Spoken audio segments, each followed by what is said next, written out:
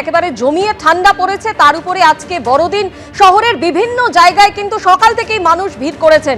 চিড়িয়াখানা থেকে সরাসরি আমাদের প্রতিনিধি ঝিলম করঞ্জাই আমাদের সঙ্গে রয়েছেন। ঝিলম, কি ছবি এই মুহূর্তে?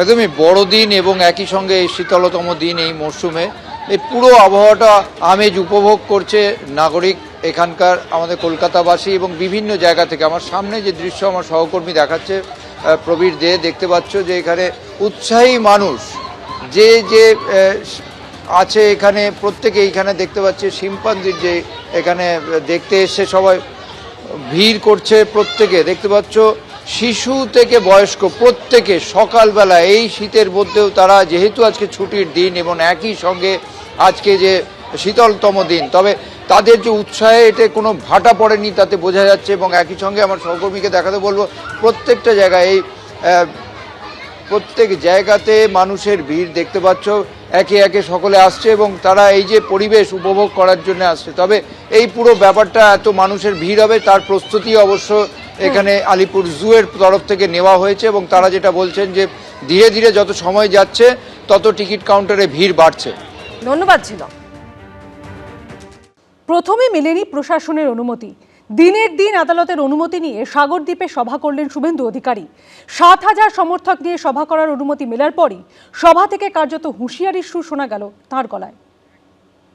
কালকে রাত্রিবেলা 10টার সময় ইলেকট্রনিক্স চ্যানেলে দেখিয়েছে যে সবার অনুমতি বাতিল করলেন কাকদ্বীপের মান্যবর এসডিও মহোদয়।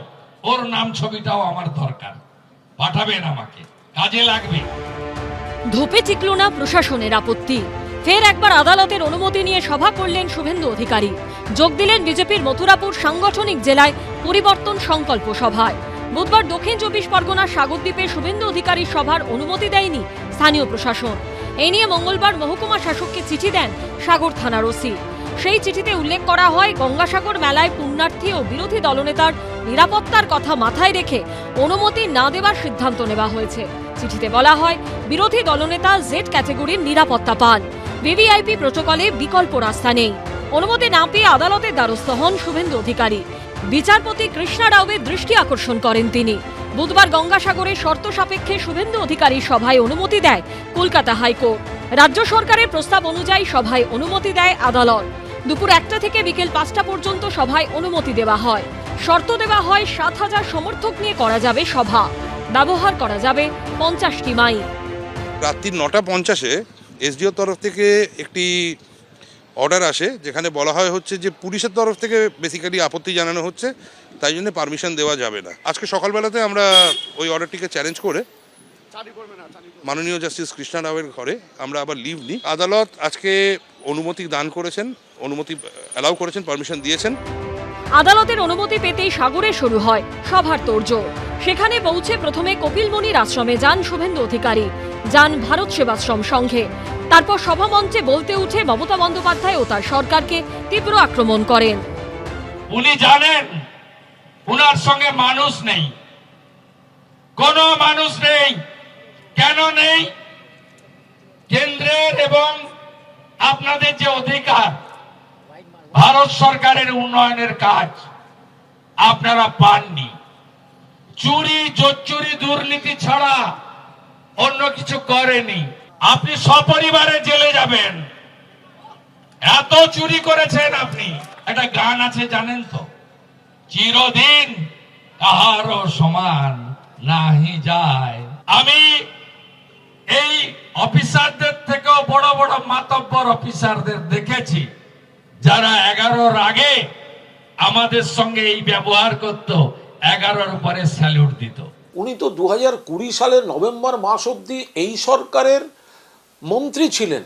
কখনো এইখানে তৃণমূল কংগ্রেসের তিনি ছিলেন বিধায়ক, কখনো সাংসদ, কখনো রাজ্যের মন্ত্রী। আপনি যতদিন ছিলেন খারাপগুলো বলে তার প্রতিবাদে ইস্তফা দেননি কেন? বুধবারই শুভেন্দু অধিকারীর ঝাড়গ্রামে সভাতেও অনুমতি দেয় হাইকোর্ট। 28শে ডিসেম্বর ঝাড়গ্রামে হবে শুভেন্দু অধিকারী সভা। সকাল 10টা থেকে বিকেল 5টা পর্যন্ত কর্মসূচিতে মিলল অনুমতি। বিরোধী দলনেতা হিসেবে এখনো পর্যন্ত শুভেন্দু অধিকারীর 102টি কর্মসূচির অনুমতি দিয়েছে আদালত। সৌভিক মজুমদার ও শিবাশিস মৌলিকের রিপোর্ট, এবিপি আনন্দ। সুপ্রিম কোর্টের দেওয়া সময়সীমার মধ্যে আরজিকর মেডিকেলে পোস্টিং পেলেন না চিকিৎসক অনিকেত মাহাতো। কেন সর্বোচ্চ আদালতের নির্দেশ মান্য করা হচ্ছে না প্রশ্ন তুলে স্বাস্থ্য ভবনে ডেপুটেশন দিতে যান চিকিৎসকদের একাংশ, যদিও পুলিশি বাধায় খালি হাতেই ফিরতে হলো তাদের।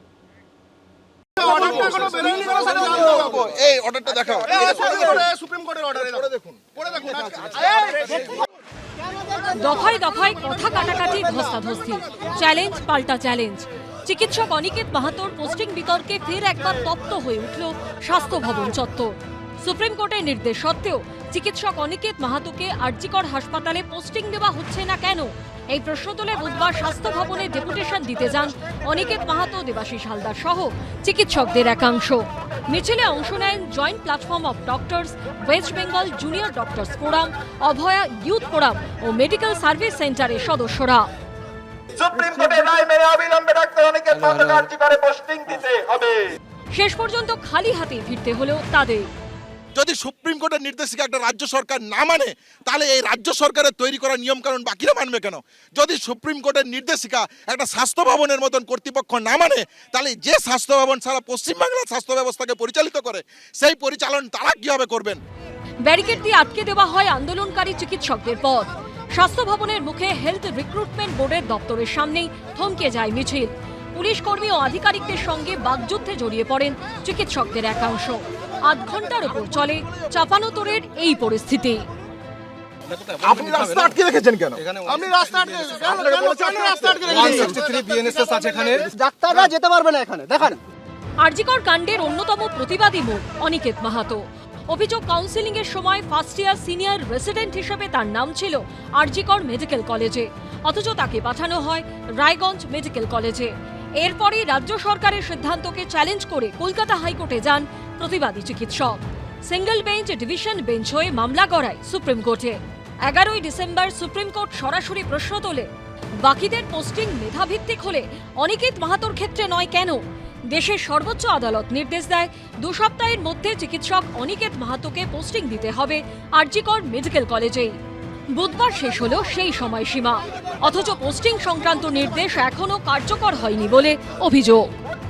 আমরা এসেছিলাম সুপ্রিম কোর্টের অর্ডারটা ওনাদের দেখানোর জন্য, যে আজকে 14 দিন পেরিয়ে যাচ্ছে, সেই সুপ্রিম কোর্টের অর্ডার মানার ক্ষেত্রে অবস্ট্রাকশন হয়ে দাঁড়িয়ে রয়েছেন এই পুলিশ অফিসার এবং আইপিএস অফিসাররা।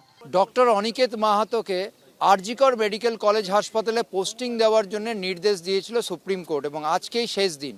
তারা সেই বিষয়ে পুঙ্খানুপুঙ্খ জানতে স্বাস্থ্য ভবনে আসেন। শুধু অনিকেত মাহাতো যে এসছেন তা নয়, ডক্টর দেবাশিস হালদার সহ বিভিন্ন জুনিয়র ডাক্তার তারা এসছেন, সিনিয়র ডাক্তাররাও এসেছিলেন। অভয় মঞ্চের যে ইউথ ফোরাম তাদের পক্ষ থেকেও এখানে তারা উপস্থিত হয়েছিলেন, কিন্তু দেখা গেল পুলিশ ব্যারিকেড করে তাদেরকে ঢুকতে দেননি। এই সরকারটা তো কোনো গণতান্ত্রিক ব্যবস্থার উপরে বিশ্বাস করে না, এরা কোর্টের রায়কে মানে না, এরা দেশের প্রধানমন্ত্রীকে মানে না, রাজ্যপালকে মানে না, রাষ্ট্রপতির সম্পর্কে কদর্য বিবৃতি দেয়। এদের কাছ থেকে আপনি কি প্রত্যাশা করেন? এখানে বহু অর্ডার কমপ্লাই হয় না। নবান্ন বা কালীঘাটের এই সুপ্রিম পাওয়ারের সোর্স কি? সভরিন দেশের